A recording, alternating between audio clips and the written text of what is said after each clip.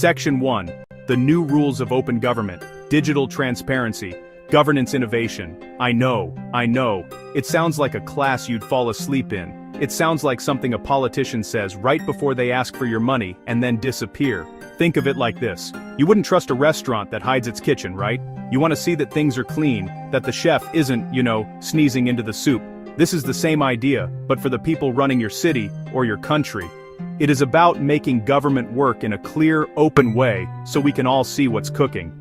This essay is your simple guide, your playbook, for how this all works. We are going to break down these big, boring-sounding words into something that actually makes sense. We're going to look at how new tools, the same kind of tech you use on your phone every day, can help governments, citizens, make better choices together. We will explore real examples, not just theories, from a textbook that costs $200. We will get real about what can go wrong, great power, great responsibility, and ultimately, this is a story about trust. Section 2. What is digital transparency? Seeing the matrix of governance. So, what is this digital transparency thing really? Let's make it simple. It means governments can't just do stuff in secret anymore. They have to put their information online where everyone can see it. We're talking about budgets, city plans, and the results of big projects. Think of it as a government's social media profile. No vacation photos, just spreadsheets about where your tax money went. If something looks fishy, people are going to call them out. It's about making things public by default. It changes the whole game. It's like turning the lights on in a dark room. You can see the successes, the mistakes, the waste, and maybe even the corruption. City spends $1 million on a road. With transparency, you can see receipts, who got the contract and how much.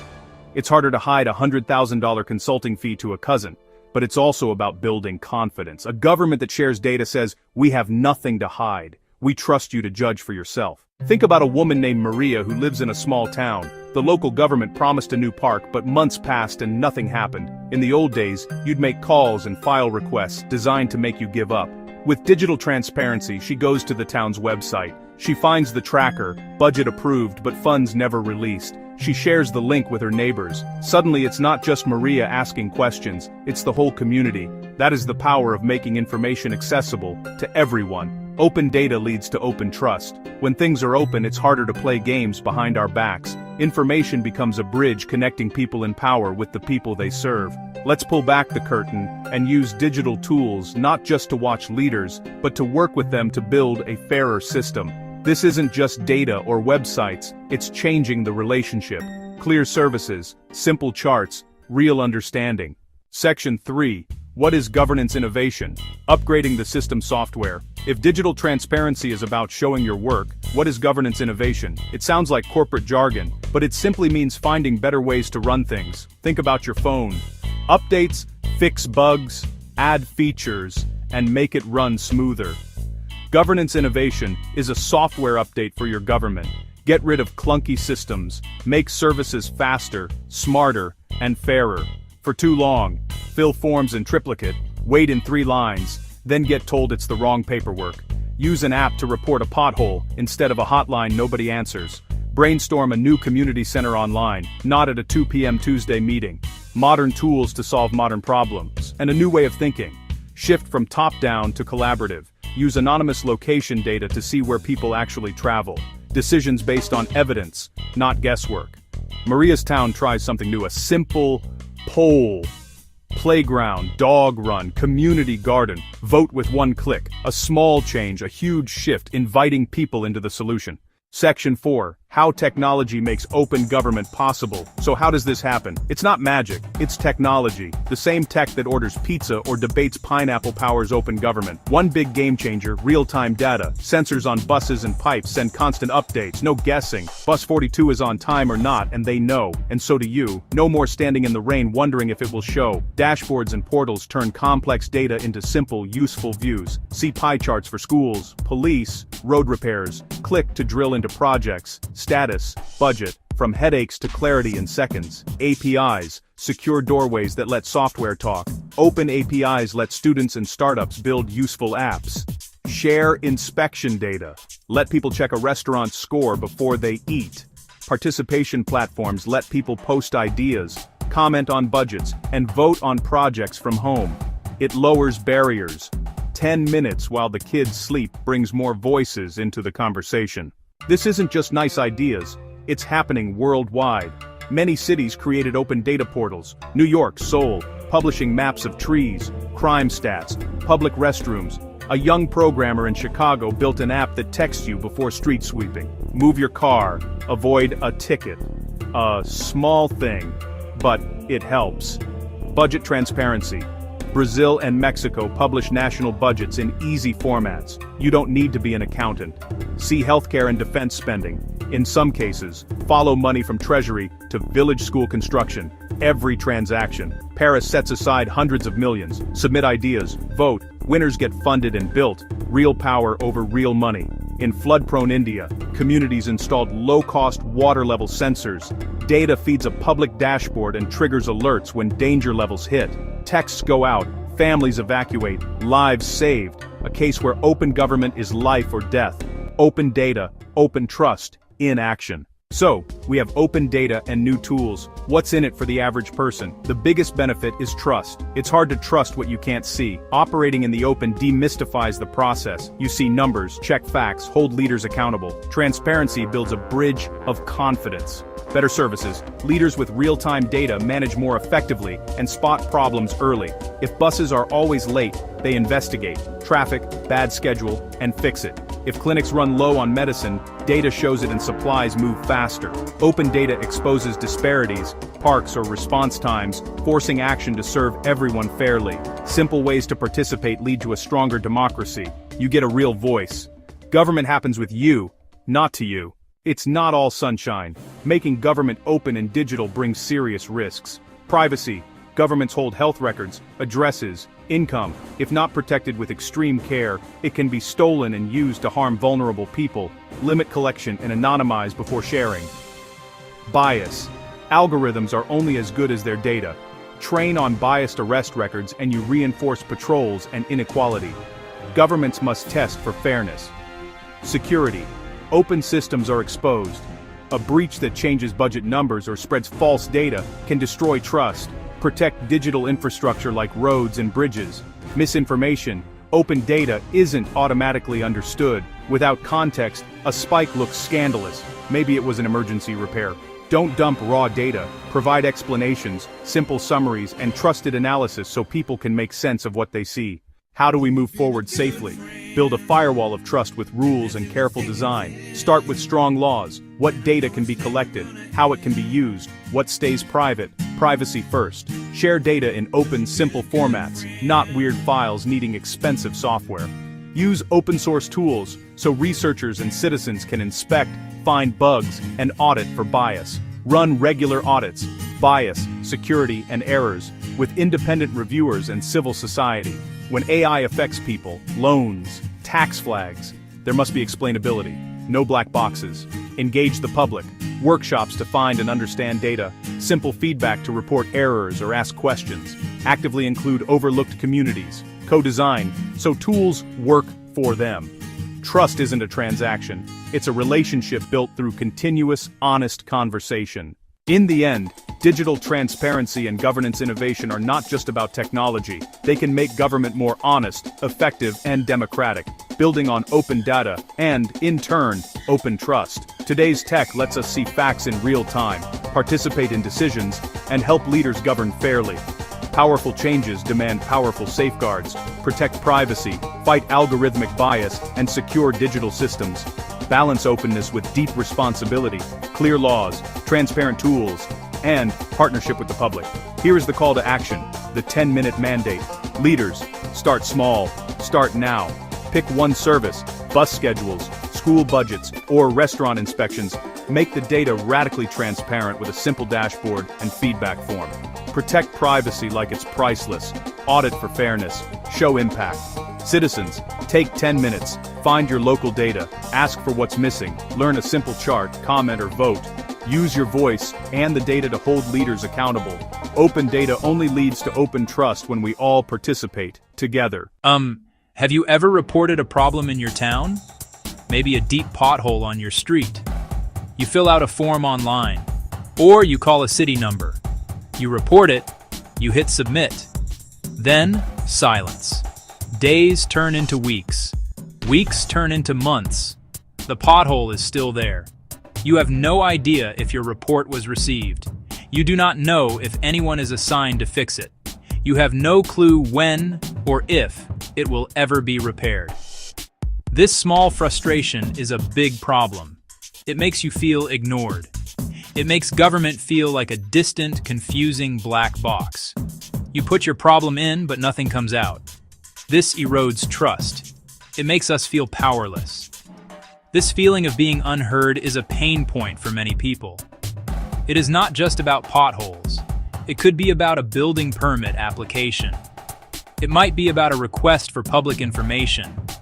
It could even be about understanding where your tax money is going. When processes are hidden, we lose connection. We start to believe our voices do not matter. What if you could see exactly what happened after you reported that pothole? Imagine getting an instant confirmation. Imagine seeing your report appear on a public map. You could see it assigned to a repair crew. You could track its status from reported, in progress, completed. This is not a far-off dream. This is what transparent governance technology does. It uses digital tools to open up government operations. It shines a bright light into the black box. It makes processes visible, understandable, accountable to everyone. This is the solution. It is about using technology to build bridges of trust. A simple idea with powerful tools, the internet, data, and software to share information. Information once locked in cabinets or hidden on internal servers is now made public. This technology allows governments to show their work. It lets them explain their decisions. It invites citizens to participate in the process of governing. Dynamic interactive platforms help us see, understand, and engage, simply. There are many tools for transparent governance. Let us look at 3 of the most important ones. The first is the Open Data Portal. Think of it as a public library for government information. Instead of books, it holds data sets. These data sets can be about anything: city contracts, crime statistics, restaurant health inspections, public school performance. Government collects massive data. Portals clean it and publish it in usable formats anyone can download, use, and share, the raw material for transparency. The second key tool is the public dashboard. If portals are ingredients, dashboards are the finished meal. Dashboards turn complex data into simple visuals: charts, graphs, maps. A city dashboard might show how budget is spent, parks, police, roads, and let you compare this year to last. For our pothole problem, a map of reports color-coded by repair status. Accessible at a glance, no data science degree required. The third essential tool is the participation platform, where transparency becomes a two-way street. Citizens can do more than view information. They can report issues, propose ideas, vote on neighborhood budgets, and comment on policy drafts.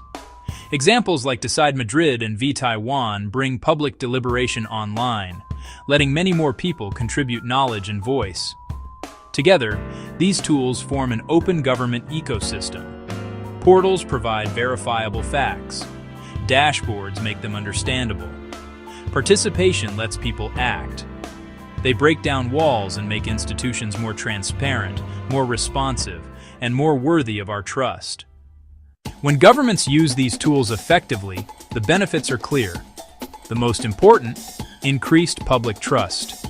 When people can see how decisions are made and money is spent, suspicion of backroom deals fades. Seeing a report move from submitted to fixed is proof that the system works. It shows government is listening and responsive. Thousands of small proofs add up to trust. Transparency reveals bottlenecks and waste. Publishing response times can expose where waits are longer and drive fixes. Data enables targeted changes, from facility locations to traffic signals. Public performance data creates accountability and invites citizens and journalists to suggest solutions. Openness can expose inequities in budgets or policing and provide evidence to demand change and mandate more equitable policy. Trust, efficiency, fairness.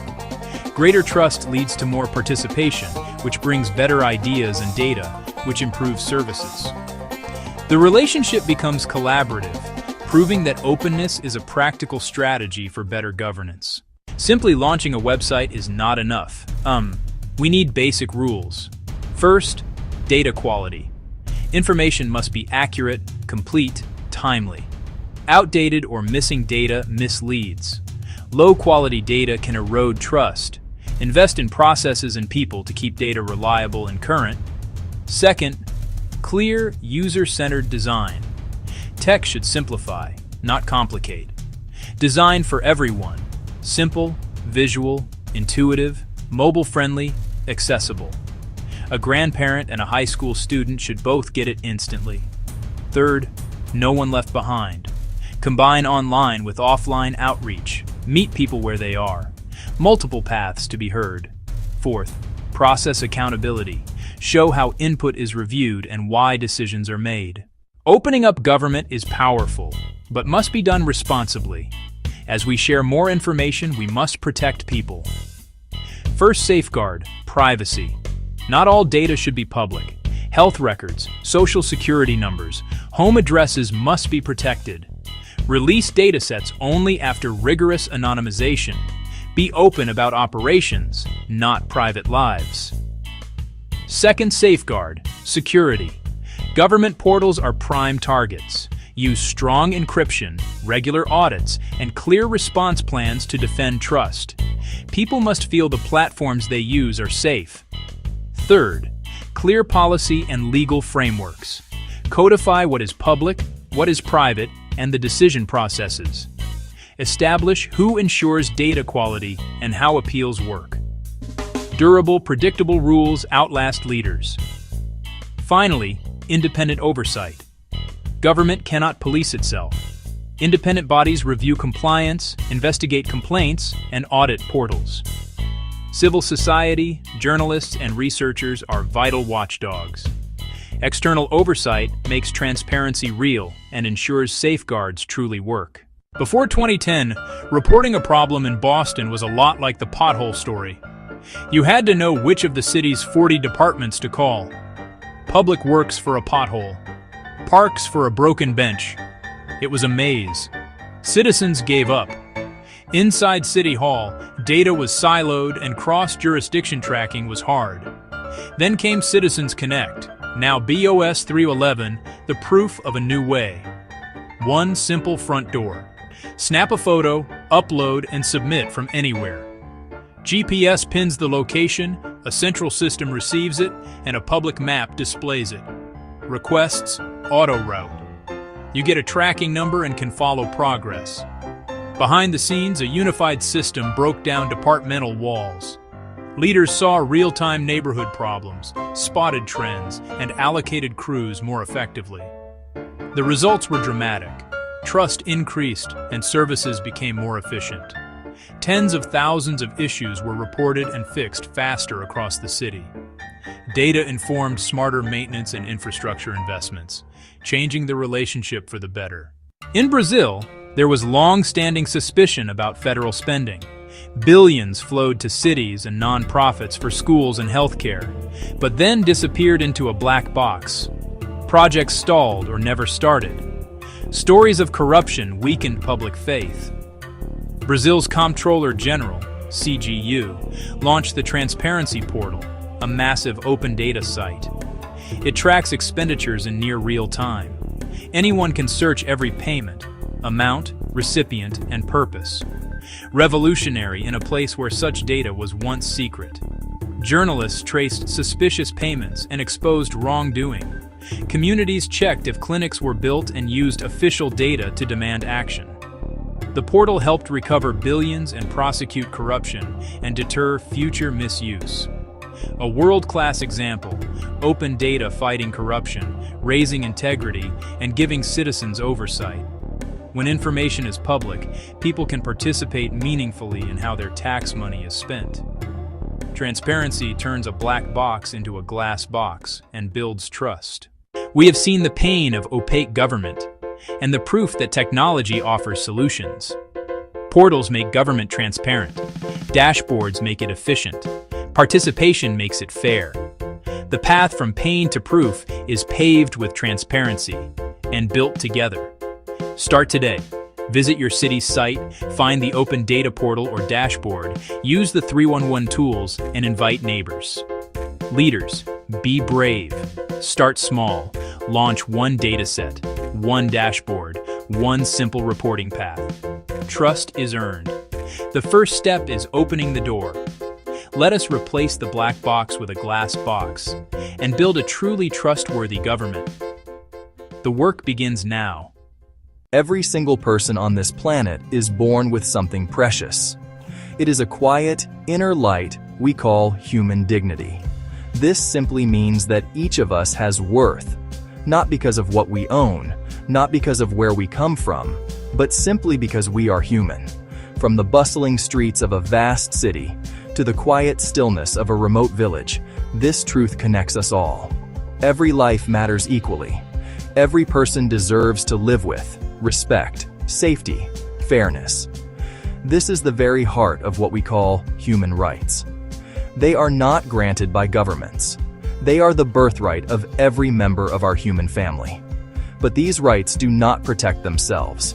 Like a young seedling in a vast forest, they need care and shelter to grow strong.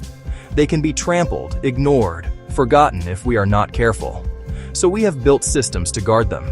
These systems are like a complex ecosystem, with different parts working together to create a shield for our shared dignity. Laws, communities, and new digital tools that now connect our world. Well, it's a shared responsibility. The first and most solid layer of protection for our rights is built from words. These words are written down in laws and treaties, forming a blueprint for a just world. A treaty is a solemn promise made between nations. One of the most important is the Universal Declaration of Human Rights, written after great global suffering, a common standard for all nations. It lists fundamental freedoms: the right to life, the right to be free from slavery, the right to think and speak freely. When countries agree to treaties, they commit to turn promises into national laws.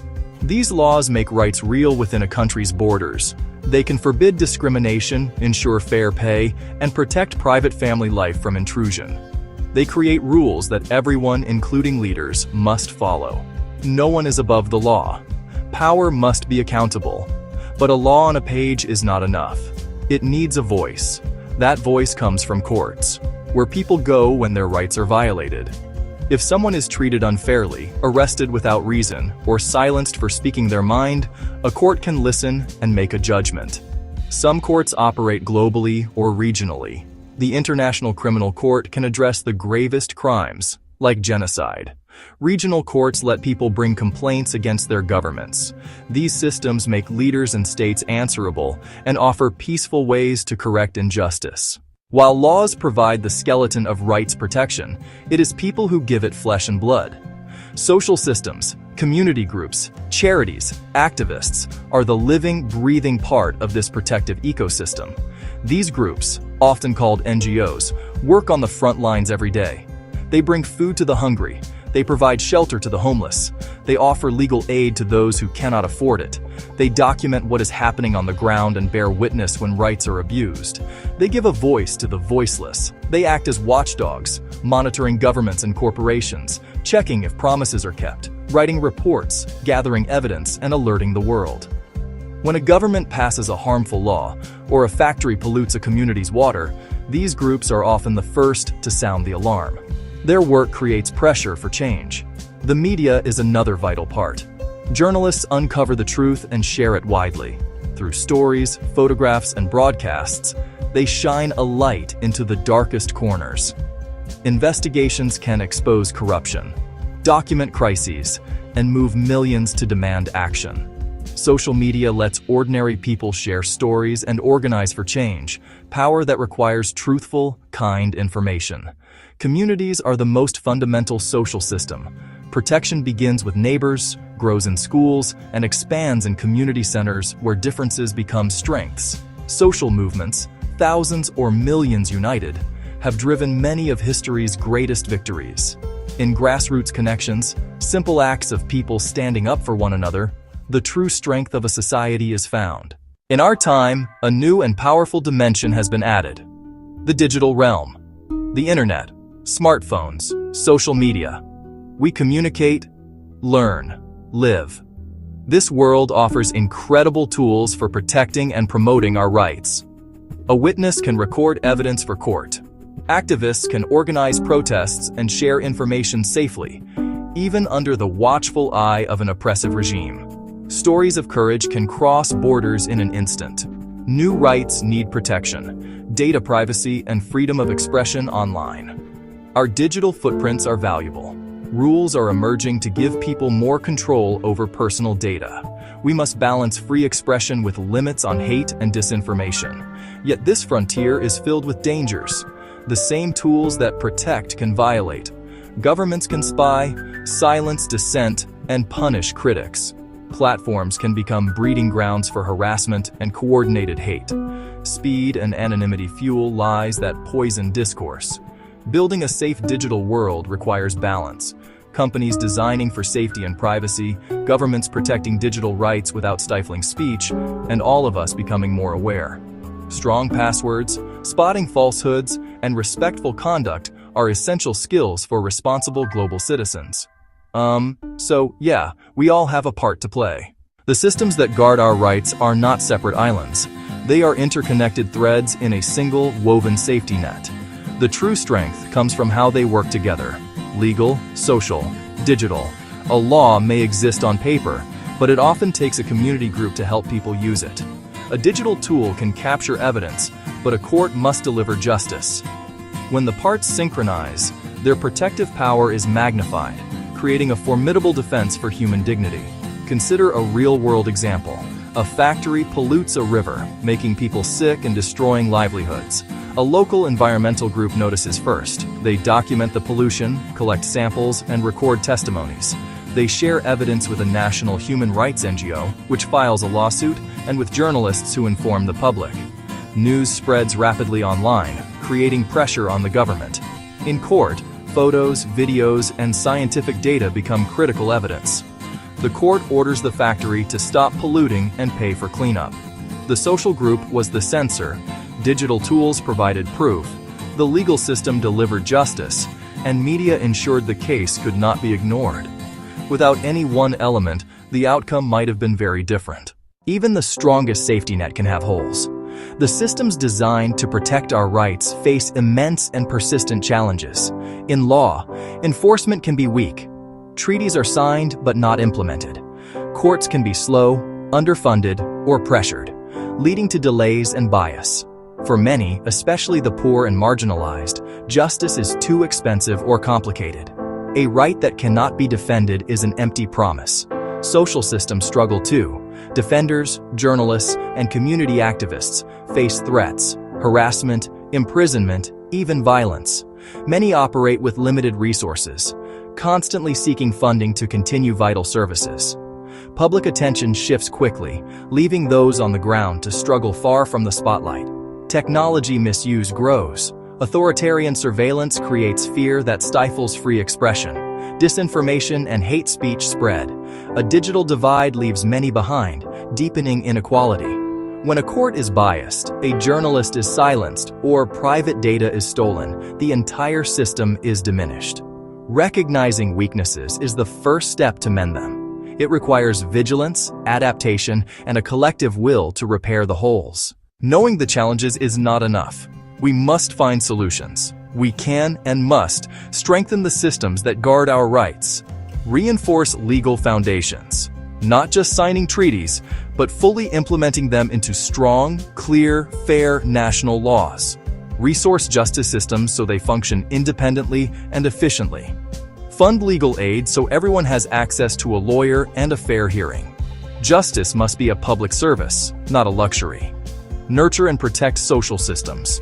Create safe environments for journalists, activists, and human rights defenders. Protect them from harassment and violence, and support their work through donations and volunteering. Champion a free, independent press, one of the most effective checks on power.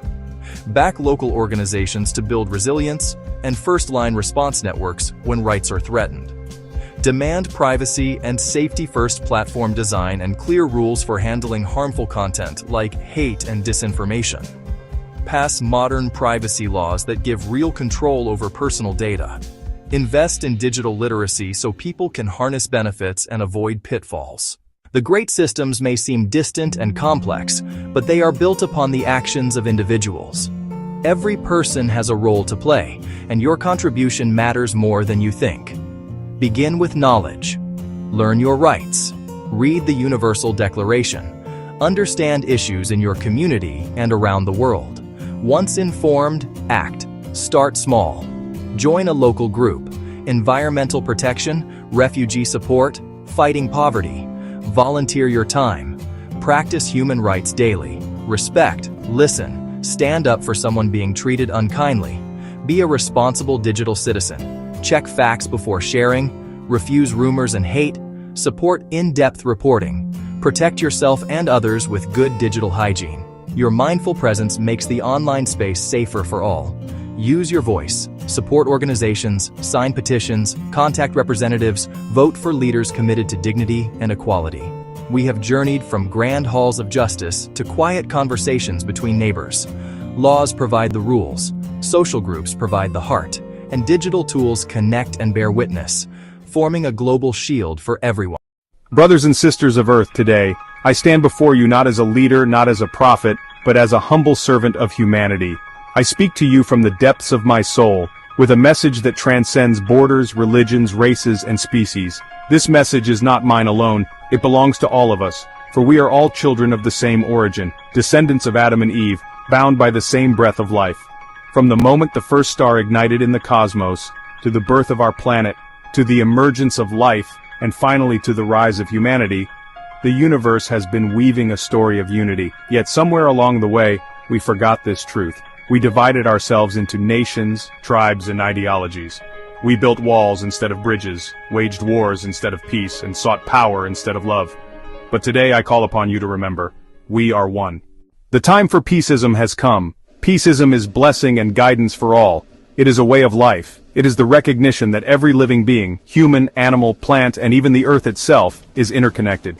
Peaceism teaches us that harming another is harming ourselves, that loving another is loving ourselves, and that healing the world begins with healing our own hearts. Under the Peaceism Ecosystem, we will honor the sanctity of life, embrace diversity, live in harmony with nature, pray to Lord of the world. Let us pray, O our Creator. We humbly acknowledge you as the source of all that is, the architect of the universe, and the sustainer of all life. Let us pray for wisdom, compassion, and unity, and let our prayers be actions that uplift the world.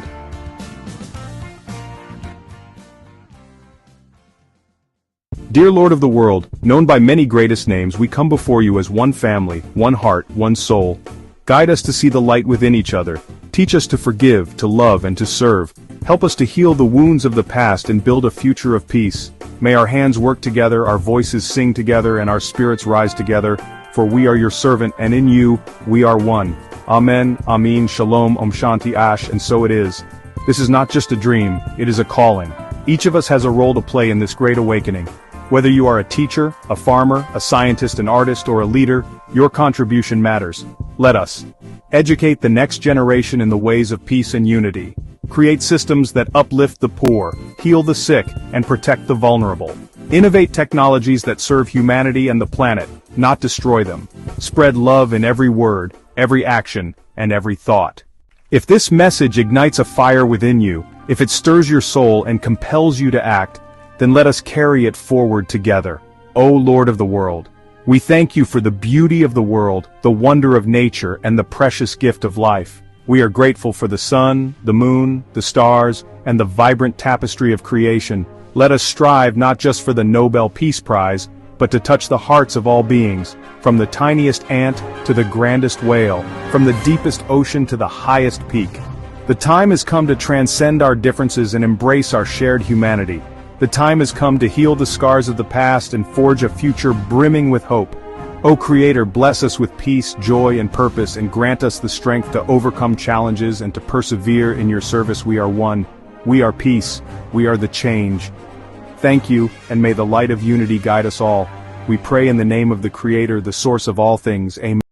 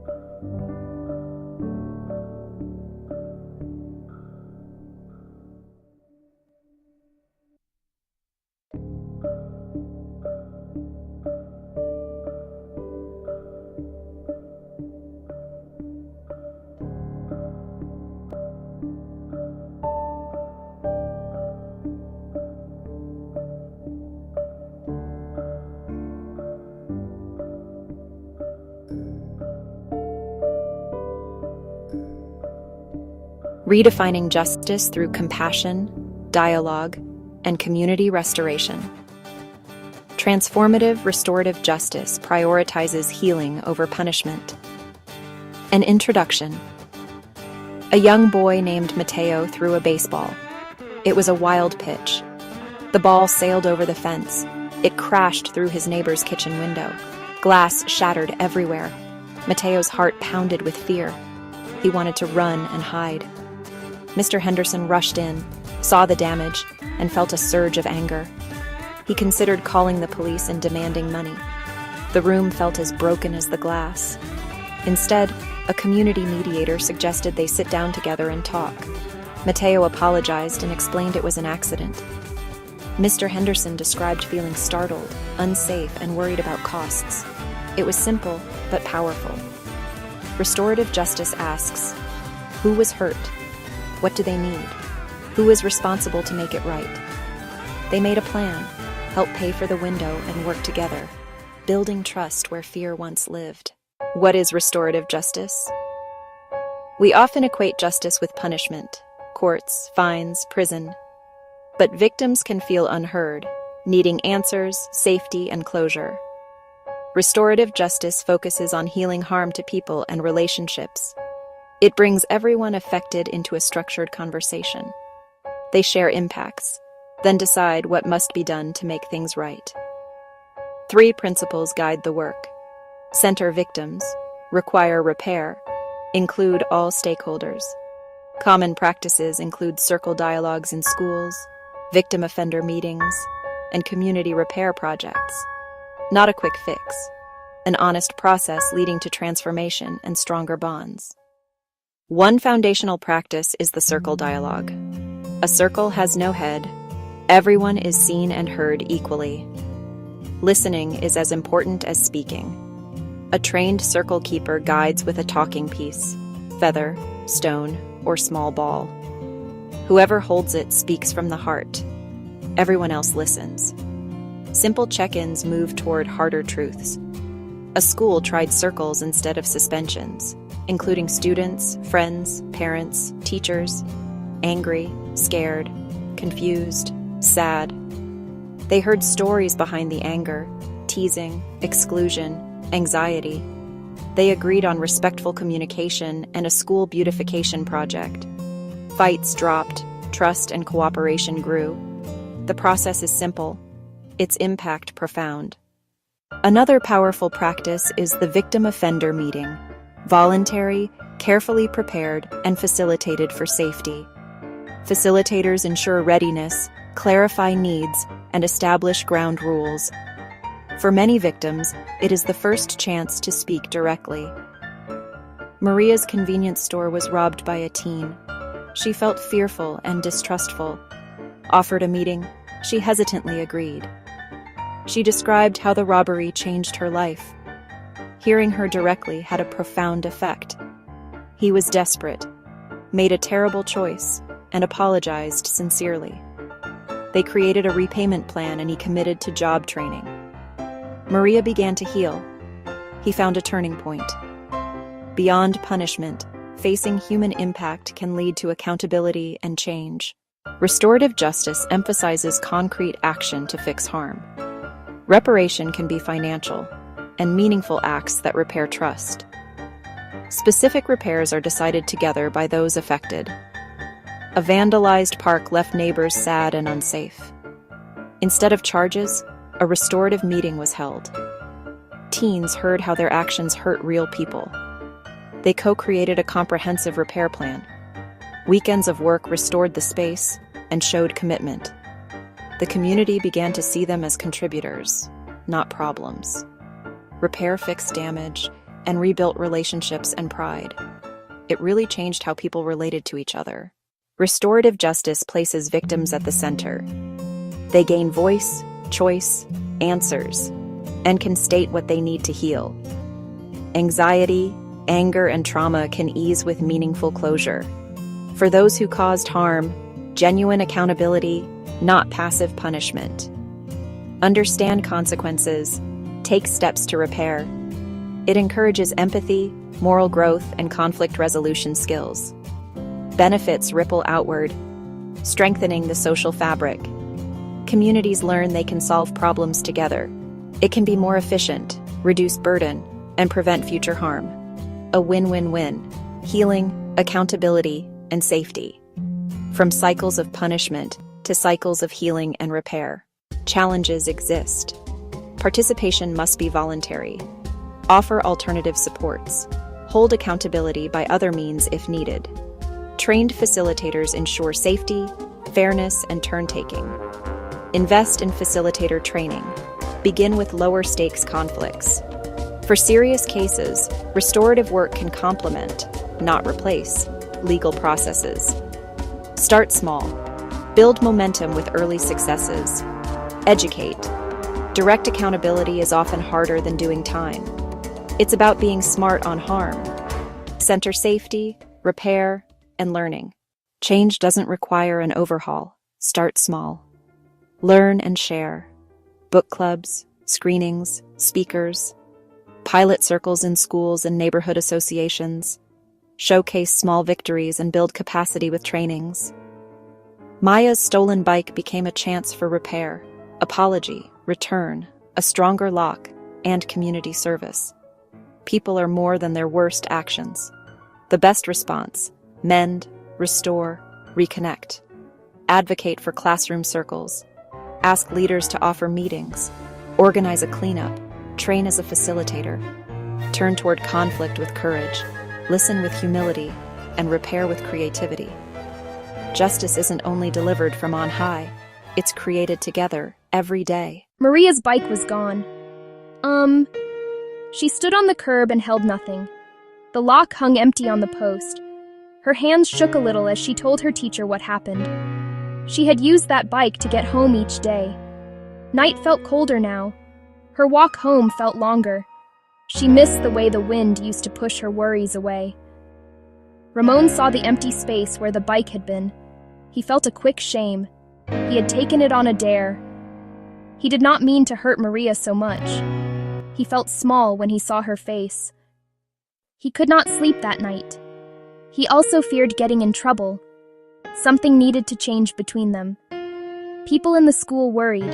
Parents emailed the principal. Kids whispered in the hallways. The school needed more than a rule or a fine. Rules can stop people for a time. Rules do not always heal the harm done. The school wanted trust back. This scene is simple. It is also common. Small harms add up in neighborhoods and schools. People need a way to tell their truth. They need a way to be heard. They need repair that feels real. Restorative justice is about fixing harm. It is not only punishment. It asks who was hurt. It asks what they need. It asks who caused the harm. It asks what they can do to help. It asks the community how to support the fix. It centers the people most affected. It uses talk. It does not rely only on rules. This keeps the person harmed in view. It gives them a voice. It asks for real answers. It asks the person who caused harm to be accountable, in human ways. It seeks to restore safety. It seeks to restore trust. It does not ignore justice. It widens justice to include repair. It widens justice to include care. The tone is calm and hopeful. People speak plainly. People speak plainly.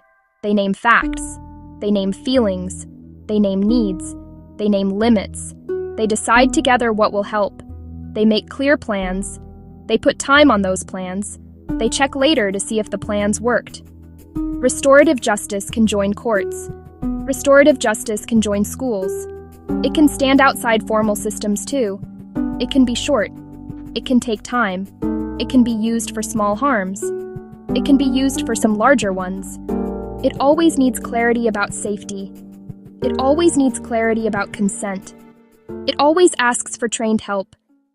Victim-offender dialogue is simple. The person harmed meets the person who caused harm.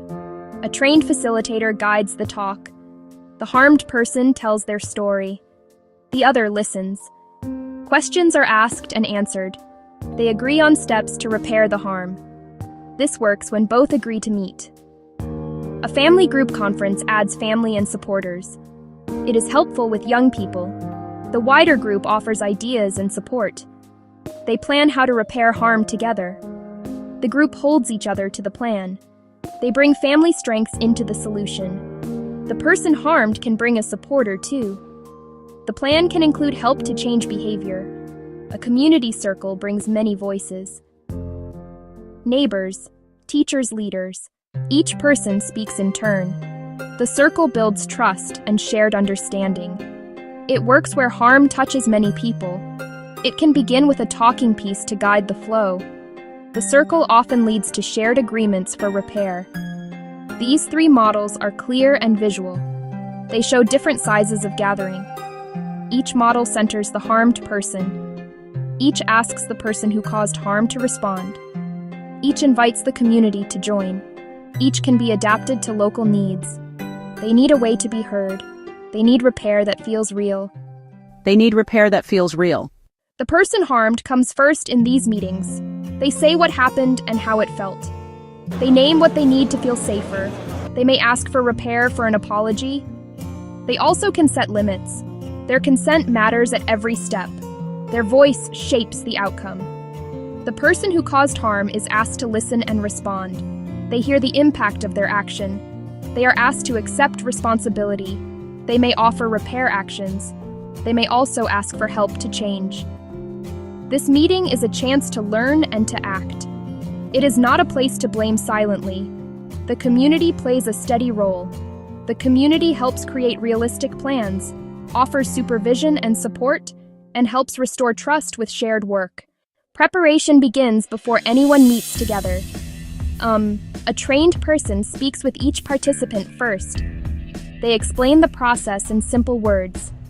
They check what safety means for each person. They make a plan for support and limits. They ask who will come with each person. They decide on a neutral place and time. Preparation also includes practical checks. The facilitator checks for power imbalances. They look for threats or fear. They refuse a meeting if someone feels at risk. They may use written statements instead of face-to-face talk. They may suggest separate meetings first. They ensure that participation is voluntary. The meeting begins with clear rules. People agree to speak honestly and listen. They agree to respect time and safety. The person harmed may go first. They tell what happened and how it felt. They name what they need to heal. They may ask questions. The person who caused harm listens without interruption. Then they answer. They can explain, but not to excuse. They can say they are sorry. They can offer steps to repair the harm. They can ask for help if they need it to change. Supporters can speak in turn. They do not take over the harmed person's voice. The facilitator keeps the talk on track. They check that the harmed person is still willing to proceed. They stop the meeting if someone feels unsafe. Agreeing means making a clear plan. The plan names who will do each task. It names timelines and measurable steps. It says what will count as repair. It notes any support needed. Everyone reads the plan aloud. Everyone agrees to it in plain words. Repair can be direct or symbolic, returning money or goods, public service or community work, counseling or apology, help to learn new skills. The plan should match the harm and the needs of the harmed person. Follow-up is essential. A named person checks in on the plan. For the person harmed, this process gives voice. They get to tell their story in full. Many say they feel relief after being heard. They often prefer this to a hidden punishment. They may gain a clear plan for repair. Children and adults planting a garden together after a repair plan. They may regain safety and trust. For the person who caused harm, this work builds accountability. They face the real consequences of their actions. They can make amends in practical ways. They can also learn new behavior. Many report gaining empathy and purpose. For the community, restorative work builds ties. Neighbors learn to solve harm together. Schools see less repeat harm. Communities can reduce the burden on courts and jails. People learn to care for one another's safety. Restorative justice is not right for every case. It should not be used where risk is high. It should not be used where consent is not real. It must not replace legal protection when needed. Power imbalances can harm the process. That is why skilled facilitators are crucial. Safety checks must be strict and clear. Wrongly run meetings can re-traumatize people. A rushed or under-supported process can fail. When people feel pressured, the outcome is not true repair. Funding reduces these risks. Training reduces these risks. Clear rules reduce these risks. If you want to begin locally, start small. Learn the basics with short guides. Learn the basics with workshops. Find trained facilitators. Partner with an organization. Try circles in a school first. Try circles in a community center first. Invite those most affected to help design the process. Attend a training. Start a small circle. Ask your school to offer restorative options. Ask your council to offer restorative options. Support local facilitators with time and funds. Listen to people who are harmed. Take gentle, steady action. Hold care and safety as your highest priorities. Believe that repair is possible and act to make it so. They turn harm into a chance to rebuild. Across our planet, from the most remote island communities to the bustling heart of our greatest cities, there is a common thread that binds all of humanity. It is a shared inheritance, a fundamental collection of needs and aspirations we call human rights. These are not gifts bestowed by governments, nor are they privileges earned through wealth or status. They are, quite simply, the essential conditions for a life of dignity. They are the air we breathe, the food that nourishes us, the shelter that keeps us safe. They are the freedom to think for ourselves, to speak our truth, and to be treated with fairness and respect. Every single one of us is born with them, because they are the bedrock upon which fair and stable societies are built. They safeguard our very being, ensuring that we can grow and flourish without fear. When we have the right to an education, we unlock the potential of the human mind. When we have the right to health care, we protect the miraculous complexity of the human body. When we have the right to speak freely, we allow new ideas to take flight, challenging the old and paving the way for progress. Without these protections, our societies become brittle, prone to conflict and decay. They are the invisible architecture that supports our collective existence, ensuring equality and liberty for all. To safeguard this precious inheritance, humankind has developed intricate systems of protection. These are not single, monolithic structures, but rather a complex, interconnected network of laws, courts. Think of it as a global ecosystem, with different parts working together to maintain a delicate balance. Some of these systems operate on a worldwide scale, setting universal standards for all nations. Others are regional, tailored to the unique cultural landscapes of a continent. And perhaps most importantly, they extend down to the national level and the local level, embedding themselves in the very soil of a country's laws and institutions. Together they form a vast safety net, designed to catch us when we fall and hold power to account. This framework did not appear overnight.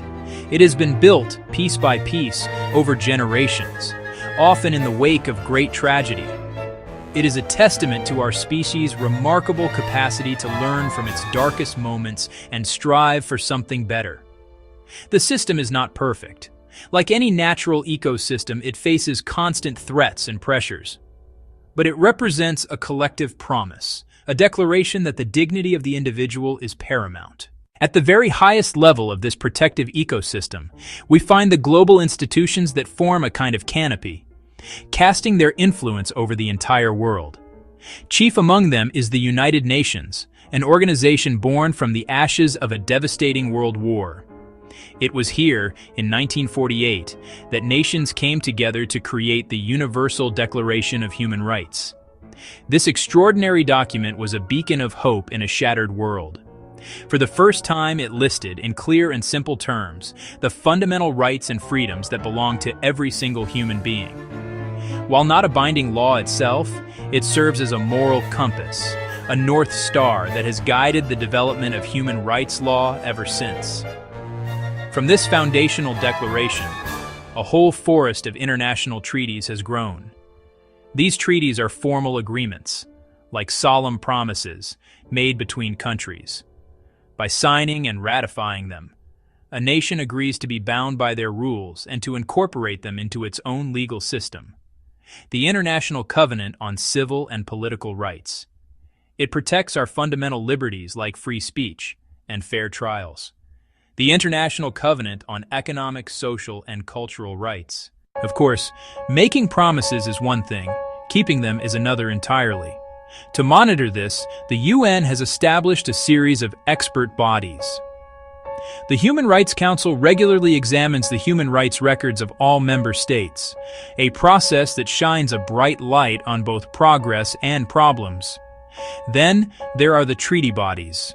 Committees of independent experts who review how well countries are upholding their commitments under specific treaties. Whether on the rights of children, the elimination of torture, or the protection of persons with disabilities. These bodies act as a global conscience, reminding governments of the standards they have pledged to meet. Furthermore, the UN system employs independent investigators known as special rapporteurs. They are assigned to specific themes, such as the right to clean water, or to the situation in a particular country. They conduct fact-finding missions, communicate with governments about alleged violations, and report their findings to the world. While the global canopy provides a universal set of principles, human rights find their most vibrant expression when they adapt to the local environment. Just as a rainforest differs from a savanna, different regions of the world have developed their own unique human rights ecosystems. These regional systems are wonderfully effective because they are closer to the ground. They understand specific historical, cultural, and social landscapes, allowing a more nuanced and tailored approach.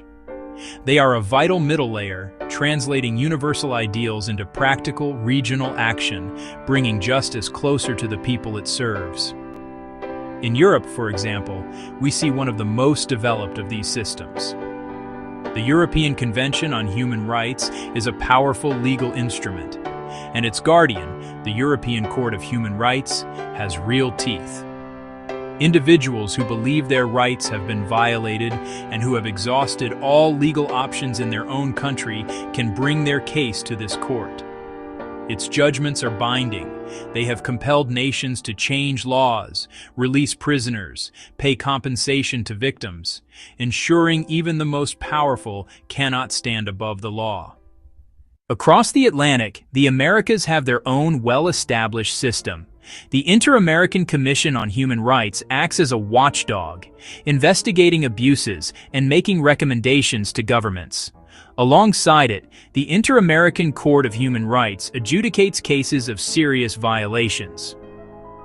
This system has been crucial in confronting legacies of authoritarian rule in Latin America, championing the rights of indigenous peoples, tackling issues of violence, impunity, disappearances, massacres, and denial of justice.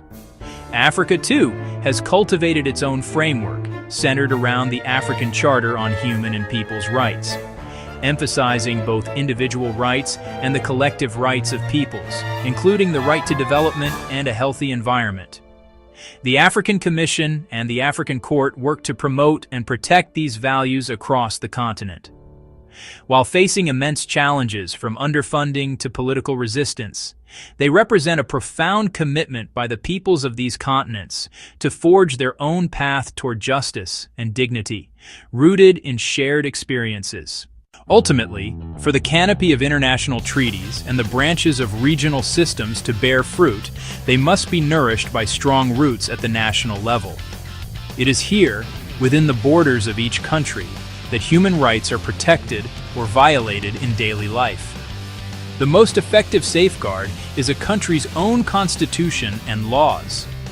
When a nation enshrines human rights in its highest legal document, it sends a powerful message that these principles are not negotiable. These legal roots must run deep, shaping criminal codes, labor laws, and policies on education and healthcare, ensuring alignment with international promises. The guardians of these national laws are independent courts and a fair-minded judiciary. Judges must be impartial arbiters of justice, able to make decisions based on the law, free from the winds of political pressure or corruption. When a citizen's right to a fair trial is violated, or when a law discriminates against a minority group, it is the courts that must provide a remedy. An independent judiciary is like the sturdy trunk of a tree. It provides the strength and stability needed to uphold the rule of law, even in the face of powerful storms. Without it, laws are merely words on paper, and the promise of justice remains unfulfilled. Beyond the courts, specialized institutions, national human rights institutions or ombuds offices, act as approachable watchdogs. In our time, a vast and uncharted new territory has opened up, the digital world. This interconnected frontier offers breathtaking possibilities for connection, expression, and innovation. It has given a platform to once silenced voices, allowing people to organize, share information, and demand change at scale. The Internet advances human rights by enabling access to education and health information, fostering global community. Freedom of expression and association have found powerful new ways to flourish. However, this frontier is fraught with new perils, technologies that can control, harass, and harm. Our personal data has become a valuable commodity, often collected and used without our understanding or consent. The digital space can breed hatred, disinformation, and harassment, disproportionately targeting women, journalists, and minority groups. Anonymity can embolden abuse, silencing dissent, and spreading fear. New technologies, especially AI, make consequential decisions. Biased systems can automate discrimination at scale. Mass surveillance threatens association and expression, chilling speech and challenging authority for fear of being watched. We must extend our framework to digital rights with strong data protection laws that give individuals control. Hold technology companies accountable, balancing removal of harm with protection of free speech. Demand transparency in algorithms and robust safeguards against misuse. As we map the physical world, we must now design the digital one to enhance human dignity. When we survey the global landscape of human rights, the picture is one of stark contrasts, a story of remarkable progress and heartbreaking setbacks, inspiring victories and persistent challenges. On one hand, signs of hope, a single green sprout pushing through dry earth. Peaceful transitions from dictatorship, discriminatory laws overturned, and broader equality for LGBTQ+ individuals. The landmine ban shows what civil society and governments can achieve together. An activist freed, a community saves its land, a survivor receives justice and compensation. Yet rights are violated with shocking impunity. Wars rage, defenders are jailed or killed. Refugees and migrants denied dignity at borders. Emergency powers crush dissent. Institutions dismantled. Surveillance tools wielded for control. These failures reveal the fragility of the system. Laws alone are not enough against entrenched power, greed, and indifference. not reasons for despair, but reminders of the vigilance required to close the gap between promises and reality. The work of protecting human rights is like tending to a vast and complex garden. It is not a task that can ever be declared finished. It requires constant care, patience, and the collective effort of many hands. Frameworks provide the design, but it is up to us to cultivate, nurture growth, pull the weeds of injustice, and ensure it blossoms for generations. This shared responsibility falls upon all of us. First, governments must lead by example, translate commitments into strong laws, and fund the institutions that uphold them. Invest in an independent judiciary, well-trained police, robust human rights commissions. Foster an environment where civil society can operate freely, and a free press can hold power to account without fear. Third, adapt to our age. Weave human rights into technology through collaboration between governments, the private sector, and civil society. Companies must respect human rights in their operations, and we must all become more literate about our digital rights. Fourth, education remains our most powerful tool. Teach dignity, equality, and respect in our schools and communities. In the end, the system's strength depends on individuals. Your voice matters. When you vote, support, and speak out, you tend the garden and plant seeds of change. Dawn of time, we have shared a common ancestry, Adam and Eve. This shared bond is the foundation of our humanity, reminding us that beneath our differences we are one family. In a world that often seems divided, peaceism emerges as a beacon of hope. We believe in the power of unity, in the strength of coming together to build a future where peace is not just a dream, but a reality. Our mission is simple yet profound, to foster understanding, compassion, and cooperation among all people. Through education, dialogue, and community initiatives, we strive to break down the barriers that separate us and to create a world where every individual feels valued and heard. Join us on this journey. Stand with peaceism and be part of a movement that transcends borders and beliefs. Together, we can turn the page of history to a chapter filled with love, respect, and enduring peace. Because at the end of the day, we are all descendants of Adam and Eve. Let's honor that legacy by building a peaceful future for all.